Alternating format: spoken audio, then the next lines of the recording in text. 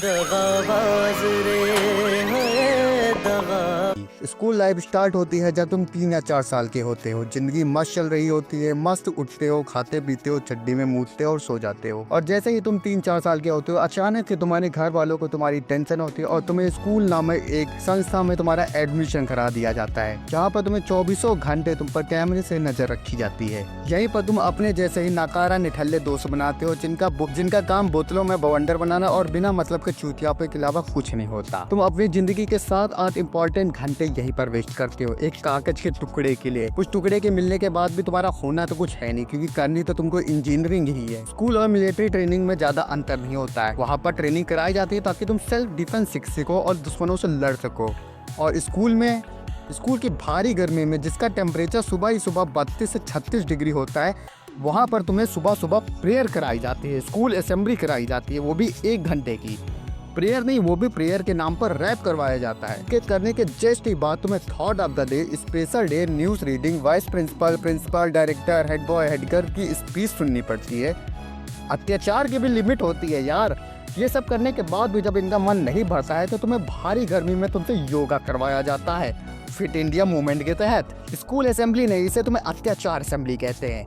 क्या मतलब, अगर तुम सुबह सुबह अपनी जबरदस्ती आंखें खोल के, नहा धो के, मुंह हक के, तैयार होके स्कूल पहुंचते हो, स्कूल जल्दी पहुंच जाते हो, उसके बाद तुम 3 से 4 मंजिल दूर ऊपर क्लास में चढ़ के, और तुम्हें पता होगी क्या फायदा तुम्हारे जल्दी उठ के सुबह नहा धो के हग मूद के स्कूल पहुंच जाने का, जब तुम्हारा क्लास ही 3री-4थी मंजिल पर हो। क्या फायदा तुम्हारे स्कूल जल्दी पहुंचने का, जब तुम्हें पता ही हो कि 3री-4थी मंजिल पर तुम्हारा क्लासरूम है, जब बेल लगेगी तब तुम्हें फिर से नीचे उतर के आना हो।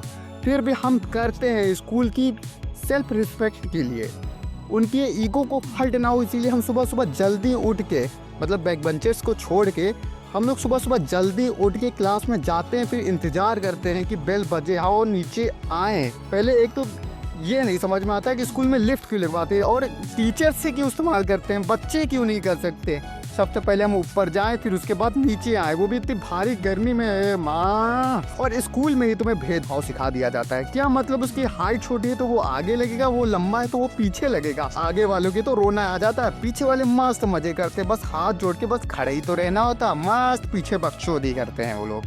आगे वाले प्रेयर करते हैं और वो सोचते हैं, भगवान को कोसते होंगे, भगवान से ऐसे गिड़गिड़ाते होंगे, भगवान मेरी हाइट कम क्यों है मेरी हाइट कम। पीछे वाले देख, रोनी को देख, मस्त मजे कर रहा है, आए भगवान लड़कियों को ताड़ रहा है साला। उसके बाद होता है तुम्हारा क्वालिटी चेक, मतलब यूनिफॉर्म चेक। अगर इसमें तुम पास हुए तभी तुम क्लास में जाके बैठ सकते हो, वरना तुम्हें लात मार के तुमको एपोलॉजी लिखवाई जाती है। क्वालिटी चेक में भी अलग अलग प्रकार की क्वालिटी चेक होती हैं, जैसे कि hair check, dress check, nail check, ID card. ये सबसे ज्यादा इंपॉर्टेंट होता है। ये सब नहीं होंगे तो तुम्हें डिफॉल्टर में डाल दिया जाएगा। और ये सब तो ठीक है कि नेल बड़े हैं, हाँ तुम जंगली लगते हो तो तुम्हें थोड़ा है कि मारपीट हुई तो तुम नोच सकते हो एक दूसरे को, लेकिन बालों से क्या दिक्कत है। अगर मैं ऋतिक रोशन बन के जा रहा हूँ क्लास में तो तुम्हारा क्या जा रहा है, तुम्हारे पापा पैसे दे रहे हैं क्या। मतलब तुम लोग चाहते हैं कि हम चंपू चैंपियन ही बन के जाएं क्लास में और लड़कियां हमसे अट्रैक्ट ना हो।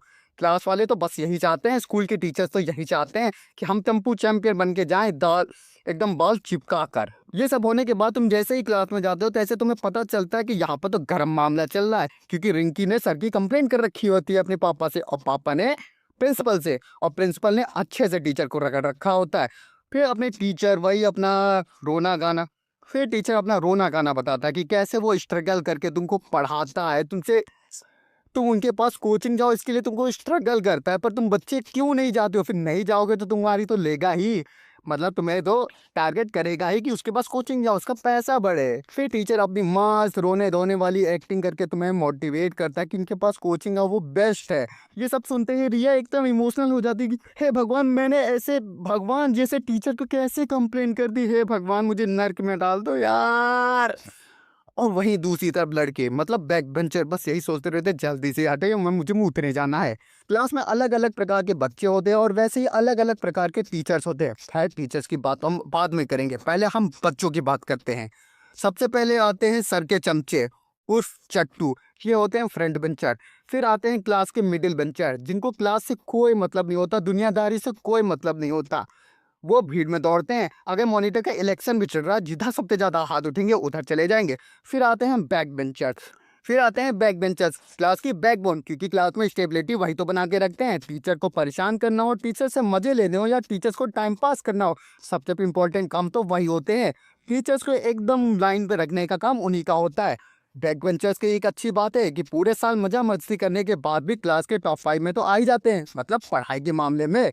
बैक दूसरी सबसे गंदी आदत होती है कि हर पीरियड के बाद इनको मूत्रे जाना होता है। और मूत्रे जाओ तो जाओ, साथ में अपने दोस्तों को लेके जाते हैं, साथ में दूसरे सेक्शन के भी दोस्तों को लेके जाते हैं। और सोंटी चल मूत के ये गर्ल्स टॉयलेट का तो पता नहीं, लेकिन बॉयज टॉयलेट लड़कों के लिए तो जन्नत होता है। यहीं पर बच्चे अपनी जिंदगी की सारी खुशियां और गम एक दूसरे से शेयर करते हैं।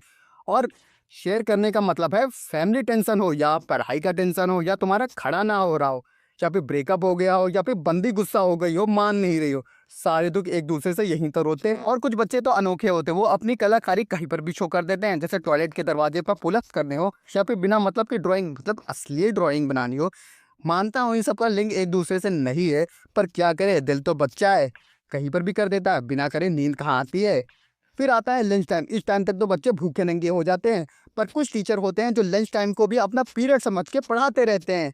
बच्चे भूखे मर रहे हैं, मरने दो, पर हमको क्या, हम तो अपना ईगो लेके चलते हैं, हमको तो सिलेबस कंप्लीट कराना है, क्योंकि हमने तो पूरे साल तो बस मस्ती करी है, पर अब तो तुमको सजा दे के रहेंगे, अब पढ़ो। हमारे दोस्त बाहर खड़े होते हैं, हमारा इंतजार कर रहे होते हैं कि साथ में हैंड वॉश करेंगे, साथ में लंच करेंगे, पर क्या बताएं, टीचर खड़ा है, कहाँ से कर लें।